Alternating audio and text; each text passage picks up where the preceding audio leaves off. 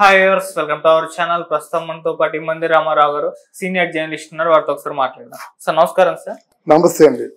Sir Harishankar గారు ఒక ఇంటర్వ్యూలో జర్నలిస్ట్ ఒక క్వశ్చన్ అడుగుతారు. అంటే మీ సినిమాల్లో ఎక్కువగా మ్యాథ్స్ యాక్షన్ సినిమాలు ఉంటాయి, ఒక హీరో అంతమంది నరకడం అనేది సహజత్వానికి దూరంగా ఉంటుంది కదా అని చెప్పేసి ఆయన అడిగారు. అప్పుడు హరిశంకర్ గారు మగధీర సినిమాని ఎగ్జాంపుల్ గా చూపించారు, సలార్ సినిమాని కూడా ఎగ్జాంపుల్ గా చూపించారు. అంటే ఒక హీరో 100 మందిని చంపే సన్నివేశం కానివ్వండి, లేకుంటే ప్రభాస్ గారి సినిమాలో సలార్లో ఆ వైలెన్స్ కానివ్వండి, వీటన్నిటికీ ఎగ్జాంపుల్ గా చూపించి రెండు బ్లాక్ బస్టర్ హిట్ అయ్యాయి.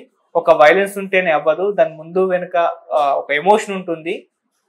ఈ సినిమాలు అంటే ఇటువంటి సినిమాలను కూడా ప్రజలు ఎంజాయ్ చేస్తున్నారు, ఆడియన్స్ ఎంజాయ్ చేస్తున్నారు, అందుకే బ్లాక్ బస్టర్ హిట్ అవుతున్నాయని సమాధానం చెప్పారు.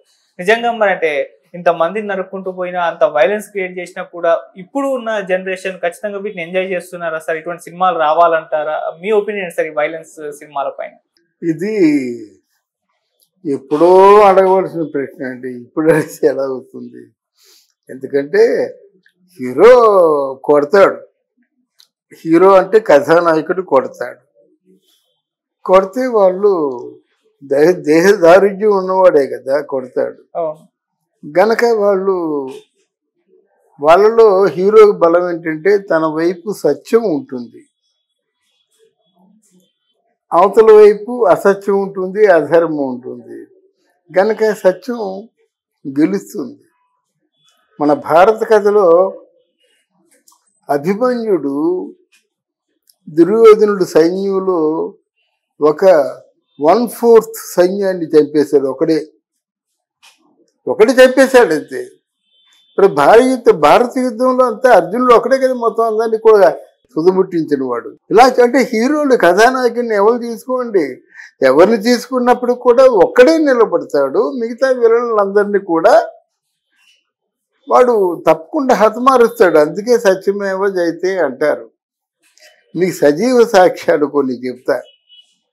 సజీవ సాక్ష్యాలు ఏంటంటే, నేను బొబ్బిలి వెళ్ళినప్పుడు వేణుగోపాల స్వామి ఆలయంలో ఒక కత్తిని చూసా.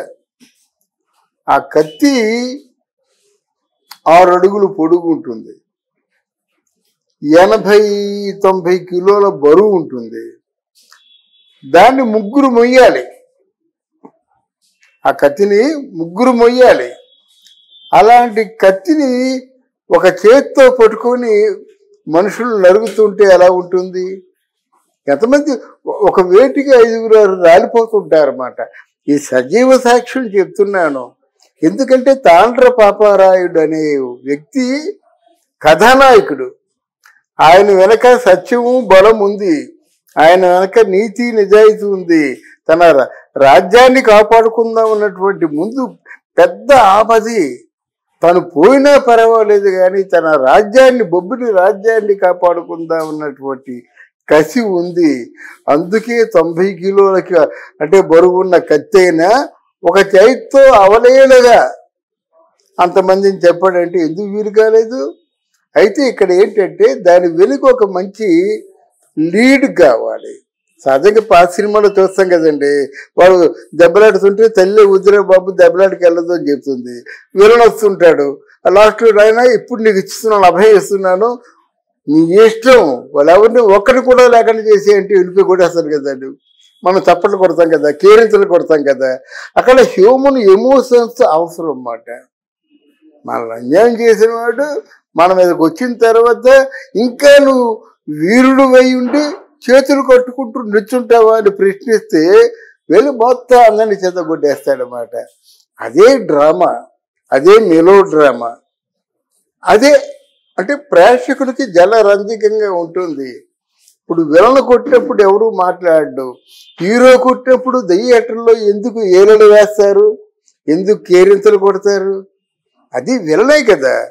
మరి విలన్ వచ్చి కొట్టినట్టు అయ్యో విలన్ కొట్టేస్తున్నాడు రా పాప, చెద కొట్టేస్తున్నాడు, రక్తం వచ్చేస్తుంది, తలగా పగిలిపోయింది అన్నా సరే ఇంకో కోటి కూడా అంటాం అన్నమాట. ఒక బతికి ఉన్నాడు. అది అంటే మన రక్తంలోనే జీర్ణించిపోయింది అది, ఆ హీరోయిజంని కాపాడుకోవడం అన్నది. అలాగే ఇంకొక సన్నివేశం కూడా పల్నాటి యుద్ధంలో బ్రహ్మన్నాయుడు ఉపయోగించేటువంటి త్రిశూలం ఉంది కదా, అది అంతే బరువు ఉంటుంది. ఆ భూమిలో పాత వేసేసారు, ఇంకా అక్కడ ఏముంటుందంటే ఇక్కడ పల్నాటిలో ఆయన చెన్నకేశ్వర స్వామి ఆలయం ఉంటుంది. ఆ ఆలయంలో అంటే ఈయనెవరు మన పల్నాటి బ్రహ్మన్నాయుడు ఉపయోగించినటువంటి త్రిశూలాన్ని ఎవరు ఎత్తలేరు, ఇద్దరు ముగ్గురు. మరి ఒక్క త్రిశూలంతో ఆవిడ ఎవరు నాయకురాలు నాగమ్మ మొత్తం సైన్యాన్ని అంతటిని చంపలేదు. అయినా ఒక త్రిశూలంతో ఇన్ని వేల మందిని ఎలా చంపారంటే ఎక్కడ వస్తుందండి కదా? ఇది ప్రశ్న వేయడం కరెక్ట్ కాదు. హ్యూమన్ ఎమోషన్స్ అన్నమాట. ఈ బలం ఉండదండి. మీ అమ్మని ఏమనంటే లేచిపోతారు కదా, దెబ్బలు తింటారు. There is a background, sentimental background is there. అది ఎక్కడ లేని శక్తి. ఆ చేతుల్లో మనం చచ్చిపోయినా సరే ముందు వాడిని అంతం చేయడానికి ప్రయత్నం చేస్తాం. జైలుకి వెళ్ళినా సరే వాడిని అంతం చేయడానికి ప్రయత్నం చేస్తాం. మీరు జైల్లో కొంత పలకరింపులు ఎవరైనా జరిగినట్టయితే ఎందుకు జైలుకి వచ్చావంటే మా అమ్మని ఎలా చేశారండి, మా అక్కని ఎలా చేశారండి, వాడిని చంపాలా వద్దా, ఇంకా మిగిలిపోయారు, ఎప్పుడు నన్ను విడుదల చేస్తే అప్పుడు ఏం చంపేస్తానంటమాట. ఇది హ్యూమన్ నేచర్. ఇది మన రక్తంలో ఆ సెంటిమెంట్ బాగా నాటుకుపోయింది. మరి తల్లిని, చెల్లిని, అక్కని, భార్యని అంటే ఇంకా ఎవరిని ఏమన్నా కోపం రాదు, కానీ వీళ్ళంటే కోపం వస్తుంది కదా. దేనికైనా తెగిస్తారు కదా.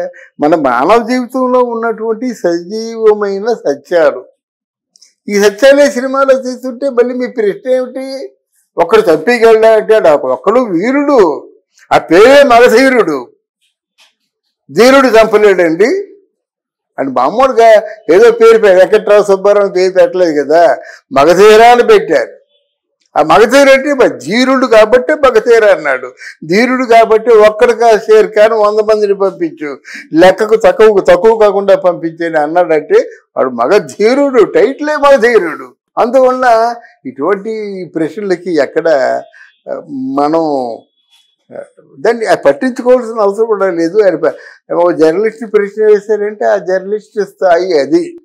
ఇలాంటి కథలు ఎన్టీ రామారావు ఎంతమందిని కొట్టేవాడండి, ఫైటింగ్ లో కృష్ణ ఎంతమందిని కొట్టేవాడండి. మరి అప్పుడు నోరు లేదు మీరు అనడానికి.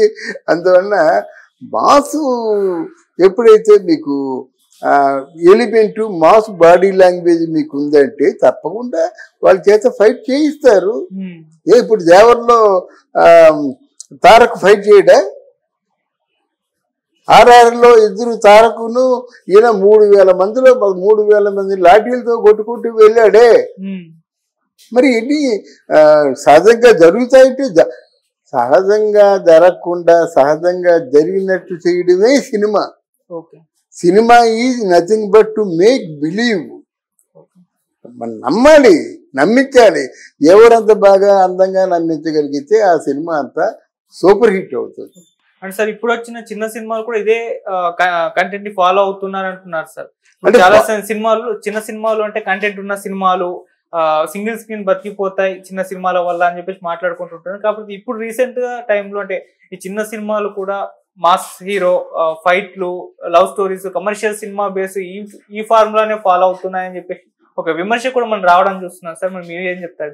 ఇది సక్సెస్ఫుల్ ఫార్ములా అండి. ఎప్పటి నుంచో ఉన్న ఫార్ములా, కొత్తగా వచ్చిన ఫార్ములా కాదు. హనుమాన్ అని పెట్టారండి. మరి హనుమంతుడు 100 మందిని చంపదు బాగుంటుందా? హనుమాన్ అన్నారు కదా. మరి చిరంజీవి ఎంతమంది ఖైదీ సినిమాల్లో ఎంతమందిని చెప్పేశాడండి? వీటన్నిటికీ ప్రశ్నలు లేవు. ఓకే సార్, ప్రశ్నలు వేయకూడదు. అంటే మనకేమి తెలియనట్టు లెక్క. సినిమా గురించి మనకేమి, సినిమా చరిత్ర గురించి మనకేమి తెలియనట్టు లెక్క. కానీ సక్సెస్ఫుల్ ఫార్ములా ఎప్పుడు ఒకటే ఉంటుంది.